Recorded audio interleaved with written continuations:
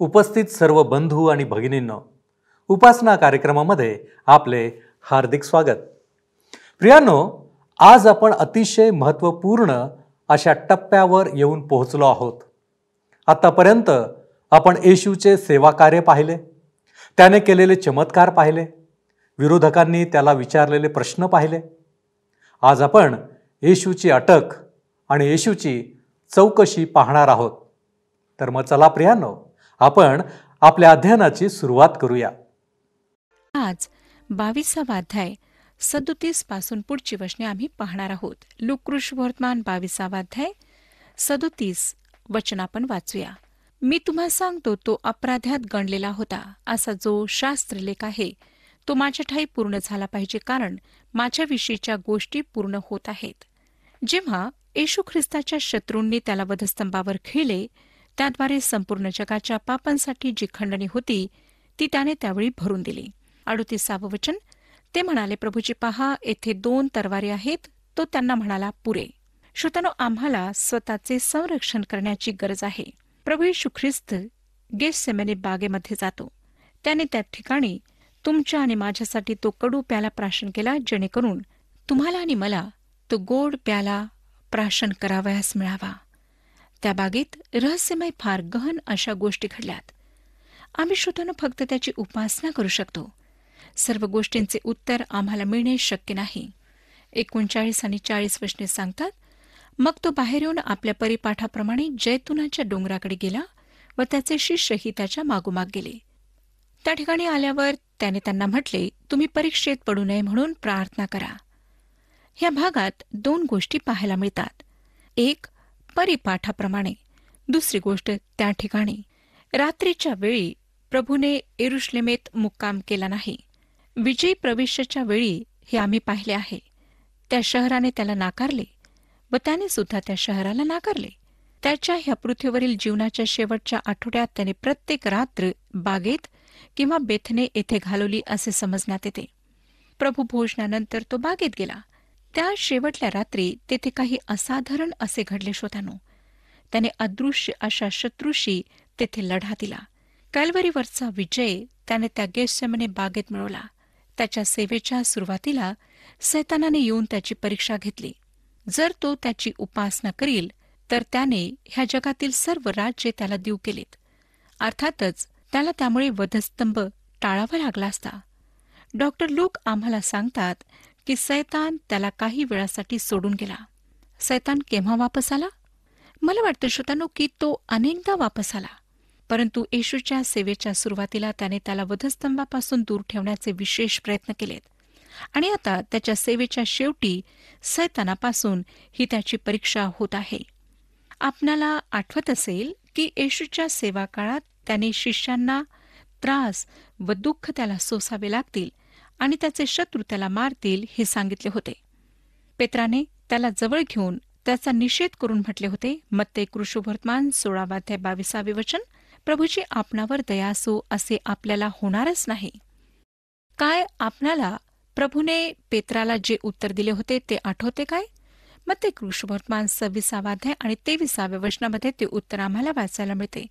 अरे सैताना, माझ्यापुढून निघून जा, तू मला अडखळ आहेस, कारण देवाच्या गोष्टीकडे तुझे लक्ष नाही, माणसांच्या गोष्टीकडे आहे. सैतानाच्या सिद्धांतात ख्रिस्ताच्या वधस्तंभासाठी जागा नव्हती. बागेतमध्ये येशू ख्रिस्ताजवळ येणारा सैतान होता. ह्यावेळीच प्रभूने त्याच्या शिष्यांना म्हटले, तुम्ही परीक्षेत पडू नये म्हणून जागृत राहा आणि प्रार्थना करा. आता आपण 41 आणि 42 वचने वाचूया. मग त्यांच्यापासून सुमारे धोंड्याच्या टप्प्या इतका तो दूर गेला आणि त्याने गुडघे टेकून अशी प्रार्थना केली, हे पित्या, तुझी इच्छा असली तर हा प्याला माझ्यापासून दूर कर, तर माझ्या इच्छेप्रमाणे नको, तुझ्या इच्छेप्रमाणे होऊ दे. आपण श्रोत्यानो एखादा दगड किती दूर फेकू शकतात तितक्या दूर आमचा प्रभू आपल्या शिष्यांपासून गेला आणि नंतर गुडघ्यांवर होऊन त्याने प्रार्थना केली. त्याने प्रार्थना केली की तो प्याला त्याच्यापासून दूर केला जावा. काही लोकांचे असे मत आहे की तो वधस्तंभावर खिळल्या जाण्यापूर्वी मरणाच्या भीतीने भरलेला होता. परंतु मला त्यांच्या ह्या म्हणण्यामध्ये काहीच तथ्य वाटत नाही. रोमच्या वधस्तंभात काही विशेषता नव्हती, त्या लाकडात काही विशेषता नव्हती, परंतु जो त्या वधस्तंभावर मेला त्याच्यात विशेषता आहे. जरी तो विद्युत खुर्चीवर किंवा फाशीच्या खांबावर टांगण्यात येऊन मेला असता तरी त्याच्या मरणाचे तेवढेच महत्त्व राहिले असते. जरी तो गेत्सेमनेच्या बागेत मेला असता तरी त्याच्या मरणाला तेवढेच महत्त्व राहिले असते. तो प्याला म्हणजे त्याला आमच्यासाठी पाप करण्यात आले होते. तो देवाचा पवित्र होता. जेव्हा माझे पाप त्याच्यावर लादण्यात आले तेव्हा ते किळसवाणे आणि तिटकारा आणणारे होते. मला माहीत नाही आम्ही असा विचार का करतो की देवाला आमच्यात काही आकर्षण वाटते. माझे जे पाप त्याच्यावर लादण्यात आले ते श्रोत्यानो किळसवाणे आणि भयंकर होते. आणि एक क्षण त्याने त्या सर्व गोष्टींचा विरोध केला. गेत्सेमने बागेत वधस्तंभाच्या छायेखाली परीक्षा घेणारा पुन्हा त्याच्याजवळ आला व त्याने वधस्तंभाशिवाय त्याला मुकुट देण्याचे आमिष दाखवले. प्रभू येशू आपल्या पित्याची परमेश्वराची इच्छा पूर्ण करण्याकरिता ह्या जगात आला होता. म्हणून तो म्हणू शकला, माझी नाही परंतु तुझी अर्थात परमेश्वराची इच्छा पूर्ण हो.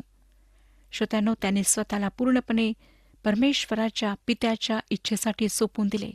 जरी तुमची व माझी पापे सहन करणे त्याच्यासाठी तिरस्करणीय आणि किळसवाणे असे होते. 43 वचन सांगतं, तेव्हा स्वर्गातून एक देवदूत येऊन आपणाला शक्ती देताना त्याने पाहिला. जेव्हा अरण्यात येशूची परीक्षा झाली तेव्हा स्वर्गदूतांनी त्याची सेवा केली व आता सुद्धा स्वर्गदूताने त्याला शक्ती दिली.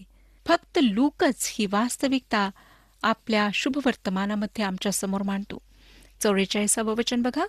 मग अत्यंत विव्हळ होऊन त्याने अधिक आग्रहाने प्रार्थना केली. तेव्हा रक्ताचे मोठमोठे थेंब भूमीवर पडावे असा त्याचा घाम पडत होता.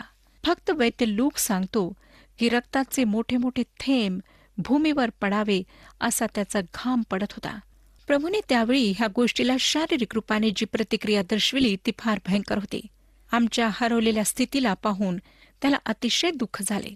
आम्हाला सार्वकालिक स्वतंत्रता किंवा सुटका देण्यासाठी त्याने रक्त सांडूले आपला प्राण दिला. तो योहान कृष्णवर्तमान 10 आणि 10 वचनामध्ये म्हणाला, चोर येतो तो केवळ चोरी, घात व नाश कराव्यास येतो. मी तर त्यांना जीवन प्राप्ती व्हावी व ती विपुलपणे व्हावी म्हणून आलो आहे. ह्या जगाने त्याला धिक्कारले. मला आपणाला प्रश्न विचारू द्या, काय आपण ख्रिस्ताला नाकारले आहे? काय तिरस्काराने आपण त्याला झिटकारले आहे, धिक्कारले आहे? त्याने तुमच्यासाठी जे काही केले त्यासाठी आपण कृतज्ञता दर्शविली. त्या गेत्सेमने बागेत उभे राहा. काय आपणाला त्याच्या आत्म्याचे हुंदके ऐकू येतात? काय त्या थेंबाच्या टपकण्याचा आवाज आपणाला ऐकू येतो? गुडघ्यावर होऊन प्रार्थना करीत असलेल्या त्या उद्धारकाच्या यातनांना पहा, ज्याने स्वतःवर तुमचे आणि माझे मानवपण घेतले. दुसऱ्या दिवशी तो वधस्तंभावर गेला. 45 ते 48 वचने बघा. प्रार्थना करून उठल्यावर तो शिष्यांजवळ आला. तो ते खिन्न झाल्यामुळे झोपी गेलेले त्याला आढळले. तो त्यांना म्हणाला, झोप का घेता? तुम्ही परीक्षेत पडू नये म्हणून उठून प्रार्थना करा. तो बोलत आहे इतक्यात पहा, लोक समुदाय आला. त्यात यहुदा नावाचा 12तला एक जण त्यांच्यापुढे चालत होता. तो येशूचे चुंबन घ्यावयास त्याच्याजवळ आला. येशू त्याला म्हणाला, यहुदा, चुंबन घेऊन मनुष्याच्या पुत्राला धरून देतोस काय? चुंबन हे प्रेमाचे आणि स्नेहाचे प्रतीक आहे, परंतु यहुदाने विश्वासघात करण्यास त्याचा वापर केला, ज्यामुळे त्याचे ते कार्य भेकडपणाचे व तिरस्करणीय ठरले. हे पाहणे फार चांगले होईल श्रोत्यानो, की मानव रूपात आमचा प्रभू इतरांपासून वेगळा नव्हता. गर्दीमध्ये त्याला शोधून काढून ओळखण्याची गरज पडत असे. 49 ते 53 वचने. त्याच्या सभोवती जे होते ते आता काय होणार हे ओळखून त्याला म्हणाले, प्रभूजी, आम्ही तरवार चालवावी काय? त्यांच्यातील एकाने प्रमुख याजकाच्या दासावर प्रहार करून त्याचा उजवा कान छाटून टाकला. तेव्हा येशूने म्हटले, एवढे होऊ द्या. आणि त्याने त्याच्या कानाला स्पर्श करून त्याला बरे केले. जे मुख्य याजक, मंदिराचे सरदार व वडील त्याच्यावर चालून आले होते त्यांना येशू म्हणाला, जसे लुटारूवर जावे तसे तुम्ही तरवारी व सोटे घेऊन निघाला काय? मी दररोज मंदिरात तुमच्याबरोबर असे तरी तुम्ही माझ्यावर हात टाकला नाही, पण ही तुमची घटका आणि अंधाराची सत्ता आहे. शिष्यांना वाटले की तलवार वापरण्याची ही वेळ आहे. ही तलवार वापरण्याची वेळ नव्हती, कारण आता येशू वधस्तंभाच्या मार्गावर होता. तो गेल्यानंतर तरवार त्यांच्या वैयक्तिक संरक्षणाकरिता होते. 54 वचन बघा. मग त्यांनी त्याला पकडून चालविले व प्रमुख याजकाच्या घरी नेले. दुरून ख्रिस्ताच्या मागे चालणे धोक्याचे आहे, हेच पेत्राने केले. येशूला अटक करून कैफासमोर आणण्यात आले, जो रोमद्वारे प्रमुख याजक म्हणून स्वीकारण्यात आला होता. त्याचा सासरा हन्ना मोशेच्या नियमशास्त्राप्रमाणे खरे पाहिले असता प्रमुख याजक होता. येशूला प्रथम हन्नाकडे आणण्यात आले हे योहानाने लिहिले आहे. काही लोकांचा विश्वास आहे की येशूला मारण्याच्या कटामागे हन्नाचा हात होता. ही तेथे सैन्यत्रींची सभा होती. येशूच्या मागे दुरून चालत पेत्र त्याच्या लाजिरवाण्या कृत्याला करण्यासाठी पुढे सरसावत होता व जाऊन चुकीच्या लोकांमध्ये बसला. 55 ते 57 वचने बघा. ते अंगणाच्या मध्यभागी विस्तव पेटवून एकत्र बसले होते. त्यांच्यामध्ये पेत्र जाऊन बसला. तेव्हा एका दासीने त्याला विस्तवाच्या उजेडात बसलेला पाहून त्याच्याकडे टक लावून म्हटले, हाही त्याच्याबरोबर होता. पण ते नाकारून तो बोलला, बाई, मी त्याला ओळखत नाही. येशूची थट्टा व चौकशी जेव्हा सुरू होती तेव्हा शिमोन अशा ठिकाणी होता जेथे त्याच्यावर फार मोठी परीक्षा येऊ शकत होती. एका दासीच्या म्हणण्यामुळे त्याने आपल्या प्रभूला त्वरित नाकारले. ह्यावेळी खरोखर येशूचा शिष्य म्हणवण्याची त्याची लायकी नव्हती. काय कधी श्रोत्यानो आपणावर अशी स्थिती आली काय? अशा भित्रेपणासाठी प्रभू आम्हातील प्रत्येकाला क्षमा करो, ज्या प्रकारे त्याने पेत्राला क्षमा केली. 58 आणि 59 वचने. काही वेळाने दुसऱ्या एकाने त्याला पाहून म्हटले, तूही त्यांच्यातला आहेस. पेत्र म्हणाला, गृहस्था, मी नाही. सुमारे 1 तास झाल्यावर आणखी एक जण खात्रीपूर्वक म्हणू लागला, खरोखर हाही त्याच्याबरोबर होता, हा गालिलीच आहे. एका दुसऱ्या व्यक्तीने त्याला प्रभू येशूचा शिष्य म्हटले. ह्यावेळी त्याचा जो एक अशक्तपणा होता अधिक बोलण्याचा, त्यामुळे तो गलिली आहे हे समजून चुकले. 60 वचन. पेत्र म्हणाला, गृहस्था, तू काय बोलतोस ते मला समजत नाही. असे तो बोलत आहे इतक्यात कोंबडा आरवला. जर श्रोत्यानो पेत्राने सर्व गोष्टी अशाच सोडल्या असत्या तर त्याची स्थिती यहुदाप्रमाणे झाली असती. परंतु काय झाले ते पहा. 61 आणि 62 वचने पुढे सांगतात, तेव्हा प्रभूने वळून पेत्राकडे दृष्टी लावली आणि आज कोंबडा आरवण्यापूर्वी तू 3 वेळा मला नाकारशील असे जे प्रभूने पेत्राला सांगितले होते ते त्याला आठवले. मग तो बाहेर जाऊन मोठ्या दुःखाने रडला. शिमोन पेत्राची येशूवर प्रीती होती व त्याला तो कधीच सोडणार नाही असे म्हणताना तो विश्वासूपणाने म्हणत होता. परंतु त्याला स्वतःचा अशक्तपणा माहीत नव्हता. त्याच्या देहात काहीच चांगले नाही हे ओळखण्याच्या स्थितीपर्यंत तो अद्याप पोहोचला नव्हता. श्रोत्यानो, पेत्र रडला आणि हे खऱ्या पश्चातापाचे त्याचे अश्रू होते. देवाचे कोणतेही लेकरू त्याच्याकडे वापस येऊ शकते.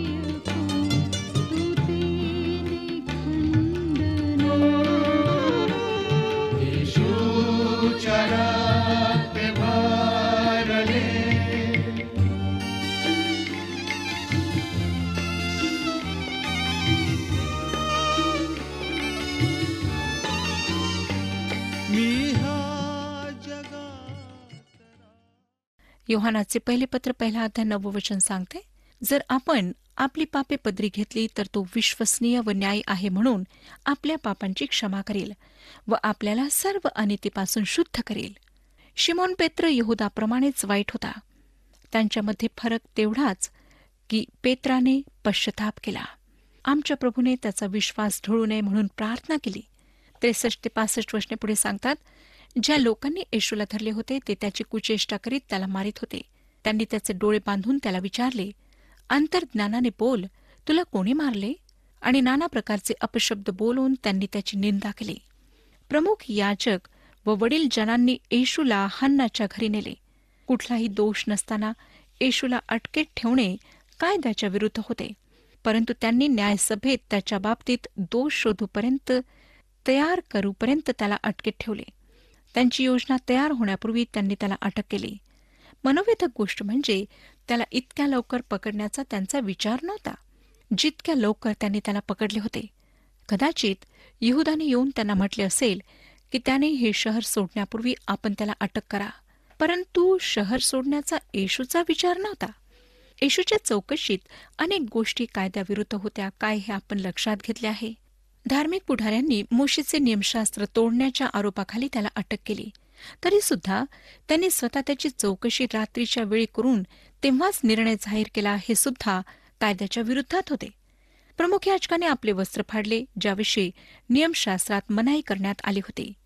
धार्मिक पुढाऱ्यांनी येशूच्या विरुद्ध कुठलाही आरोप साबित न होता त्याला सैनिकांच्या स्वाधीन केले.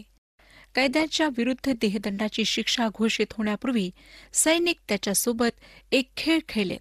प्रत्येक सैनिक आपली मूठ बांधून डोळे बांधलेल्या कैद्यापुढे धरून त्याला मारित असत. फक्त एक सैनिक मारित नसे आणि मग त्याच्या डोळ्यावरची पट्टी सोडून त्याला विचारण्यात येत असे की सांग, कोणत्या सैनिकाने तुला मारले नाही? आणि श्रोत्यानो, हा खेळ ते पुन्हा आणि पुन्हा खेळत राहीत जोपर्यंत त्या कैद्याचा चेहरा सुजून काळा निळा होत नसे. आणि अगदी हेच त्यांनी येशू ख्रिस्तासोबत केले.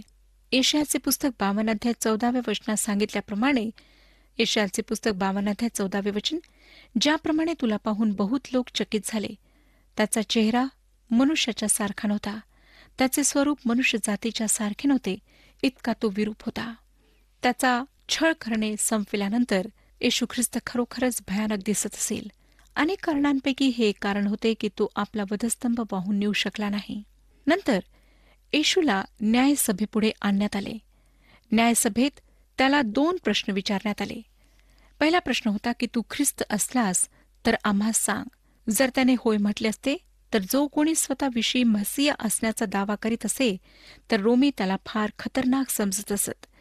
स्तोत्रसंहिता 110 पहिलं वचन सांगतं, माझ्या प्रभूला परमेश्वर म्हणतो, मी तुझे वैरी तुझे पदासन करीपर्यंत तू माझ्या उजवीकडे बैस. श्रोत्यानो, प्रभू येशू ख्रिस्त राजांचा राजा आणि प्रभूंचा प्रभू आहे. 70 वचन आम्हाला सांगतं, तेव्हा ते सर्व म्हणाले, तर तू देवाचा पुत्र आहेस काय?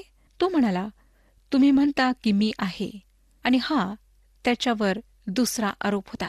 71 वचन बघा, तेव्हा ते म्हणाले, आपल्याला साक्षीची आणखी काय गरज? आपण स्वतः ह्याच्या तोंडचे ऐकले आहे. ह्याच आधारावर त्यांनी त्याला वधस्तंभावर मारण्याकरिता सहमती दिली. परंतु लक्षात घ्या की रोमी कोर्टात त्याच्यावर हा आरोप लावण्यात आला नाही. यहुदी कोर्टातून रोमी कोर्टात गेल्यानंतर त्याच्यावरील आरोप बदलण्यात आले. आता आपण 23व्या अध्यायाकडे वळत आहोत. ह्या अध्यायामध्ये येशूला पिलातासमोर आणण्यात येते, येशूला हेरोदासमोर आणण्यात येते आणि बरब्बाला सोडण्यात येते.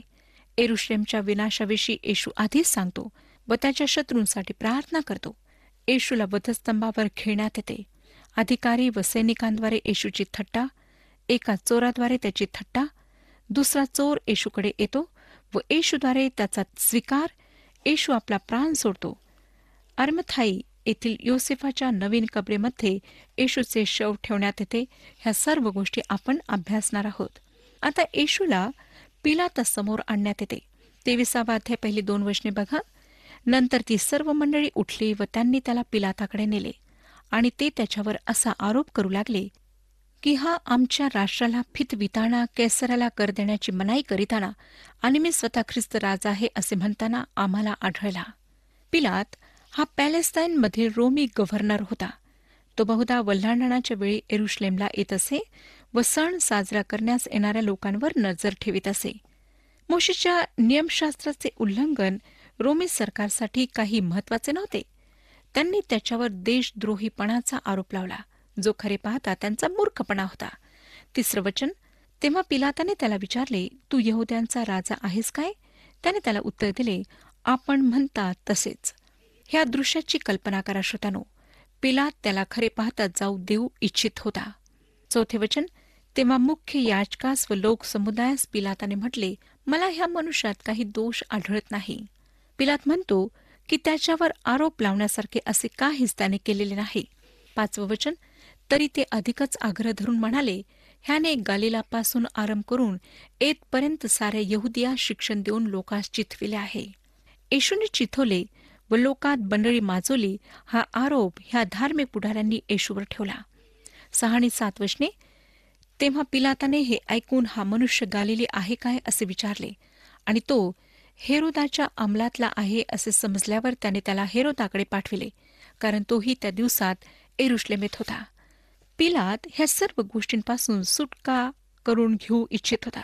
गालिल प्रांत हेरोदाच्या वर्चस्वाखाली होता व त्यावेळी हेरोद सुद्धा येरुशलेममध्ये होता. म्हणून पिलाताने येशूला त्याच्याकडे पाठविले. दुर्घटनावश हेरोद तेथे होता ह्यावर मी विश्वास ठेवत नाही. 8 वचन बघा, येशूला पाहून हेरोदाला फार संतोष झाला, कारण त्याच्याविषयी ऐकले असल्यामुळे त्याला भेटावे अशी बऱ्याच दिवसापासून त्याची इच्छा होती आणि त्याच्या हातून घडलेला एखादा चमत्कार पाहाव्यास मिळेल अशी त्याला आशा होती. श्रोतनो, हे आधीच येशूने पुरुषांना हेरोदाला हा संदेश देण्यास सांगितले होते. लूकऋषवर्तमान 13:32 वचन बघा, त्याने त्यांना म्हटले, त्या खोकडाला जाऊन सांगा, पहा मी आज व उद्या भूते काढतो व रोग बरे करतो आणि 3ऱ्या दिवशी मी परिपूर्ण होईल. येशूविषयीची जिज्ञासा वाढल्यामुळे हेरोद येशूला पाहण्यास आतुर झालेला होता.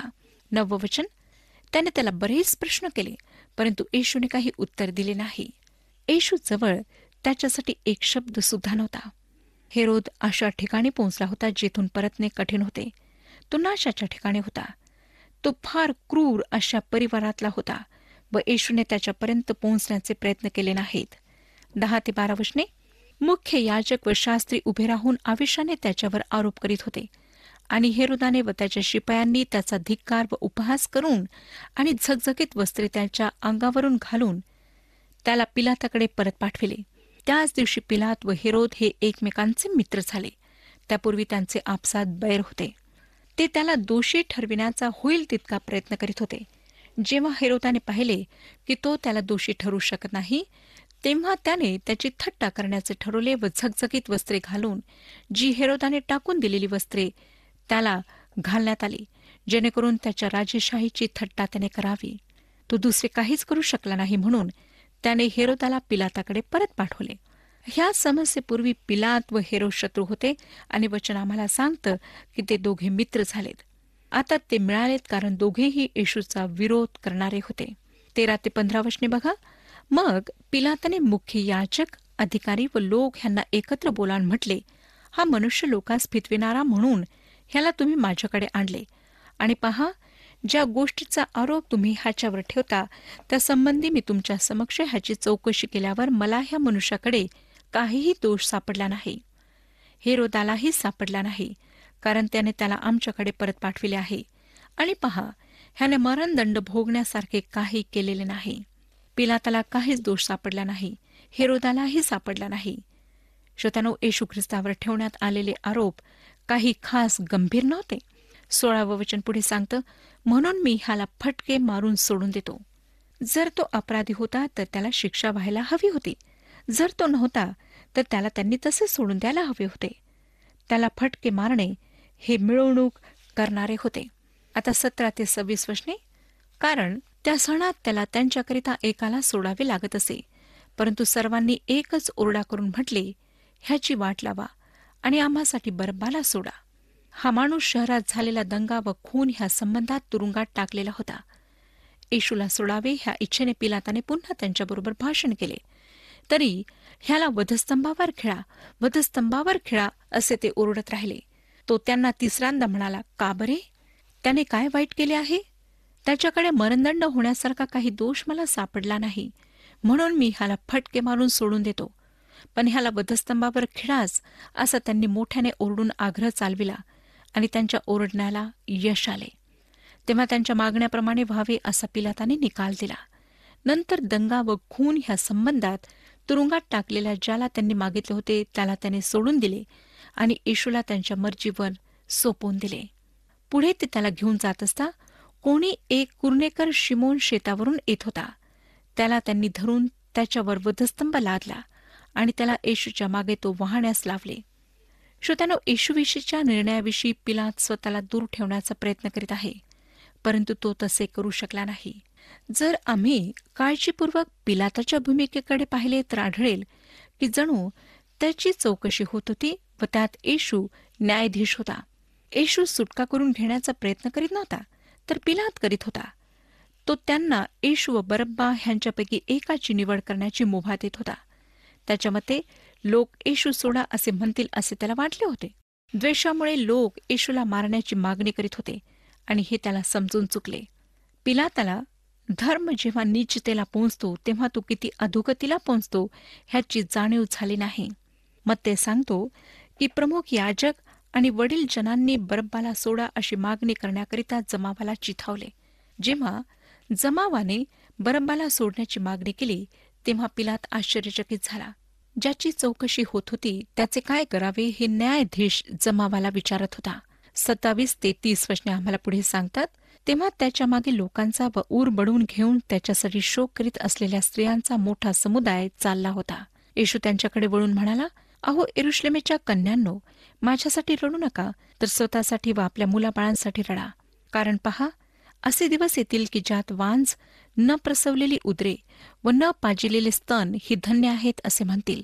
त्या समयी ते पर्वतास म्हणू लागतील, आम्हावर पडा, व टेकड्यास म्हणतील, आम्हाच झाका. श्रोत्यानो, वधस्तंभाकडे जात असताना मार्गामध्ये तो त्या स्त्रियांशी बोलला. तो ह्या ठिकाणी महासंकटाच्या काळाविषयी बोलत होता. 33 वचन सांगतं, ओल्या झाडाला असे करीतात तर वाळलेल्यांचे काय होईल? 2 डाकूंना त्याच्यासोबत वधस्तंभावर टांगण्यात आले. श्रोत्यानो, प्रभू येशू ख्रिस्ताने तुमच्या आणि माझ्या पापांसाठी त्या वधस्तंभावर सर्व काही सहन केले आणि त्याच्या त्या बलिदानामुळेच, त्याच्या त्या पवित्र रक्तामध्ये आमच्या पापांची क्षमा आणि तारणाचे आश्वासन आम्हाला प्राप्त झालेले आहे. प्रभू परमेश्वर आपणा सर्वांस आशीर्वाद देव.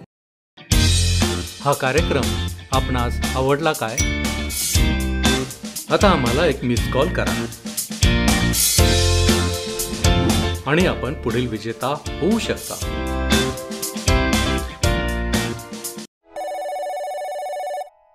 प्रियानो, आज आपण पाहिले की येशूची वाटचाल वधस्तंभाच्या दिशेने होती आणि त्याने आपल्या शिष्यांना त्याच्या मरणाबद्दल अगोदरच भविष्य सांगितले होते. येशूने या सर्व गोष्टी होऊ दिल्या आणि खऱ्या अर्थाने लोकर कापणाऱ्यांपुढे गप्प राहणाऱ्या मेंढरांप्रमाणे तो गप्प राहिला.